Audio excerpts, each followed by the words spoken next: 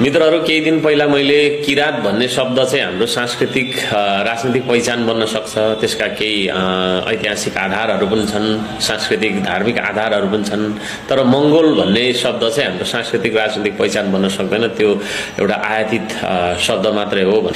अब मङ्गोल भनेर हिँड्नुहुन्छ साथीहरू हैन, मङ्गोलको न कुनै अब यो नेपाली समाजसँग जोडिएको सांस्कृतिक पहिचान छ है, न कोही तपाईको चाहिँ नि मङ्गोल धर्म मान्ने छन्, न कोही तपाईको मङ्गोल जातका मान्छे छन्, न मङ्गोल कुनै के अरे संस्कार संस्कृति रीति चालचलन नै छ।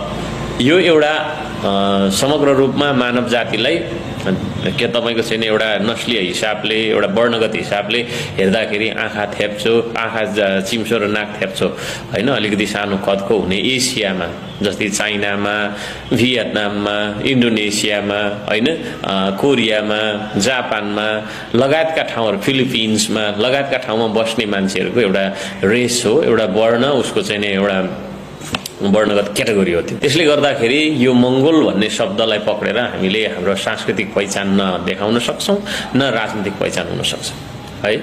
त्यसले गर्दाखेरि यो मङ्गोल भनेर हामी हिँड्न चाहिँ त्यति उचित छैन भन्ने मलाई लाग्छ। अब यहाँ के देखियो भन्दाखेरि अब मङ्गोल भनेर पार्टीको जस्तै संगठन सञ्चालन गरिराख्नु भएको छ उहाँहरूले हैन, अनि उहाँहरूको एजेन्डा मैले सोद्धाखेरि केही पनि देखिनँ। एजेन्डा उहाँहरूको छेत्री र बाहुनलाई गाली गर्ने है, छेत्री र बाहुनलाई गाली गर्ने, विशेष गरी बाहुनलाई गर्ने अनि छेत्री।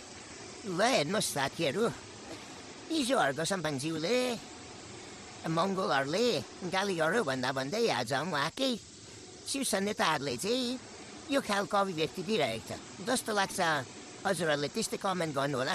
र यो हर्क सम्पनकै पोस्टमा चाहिँ उहाँकै नेताले चाहिँ यस्तो खालको एउटा कमेन्ट गरिरहनु भएको छ। तपाईँहरू यसमा चाहिँ कस्तो खालको के जिज्ञासालाई चाहिँ त्यही लेखिदिनु होला। र उहाँ नारा हुनुहुन्छ, उहाँ पनि उहाँकै नेता हुनुहुन्छ, उहाँको जुन यो कमेन्ट पनि हेरेर साथ दिनु होला। है अनि हिन्दू धर्मको विरोध गर्ने। तपाई विदेशी हो, तपाईले मान्ने हिन्दू धर्म विदेशी हो। हो तपाईको इतिहासले बताइदिन्छ। भारतमा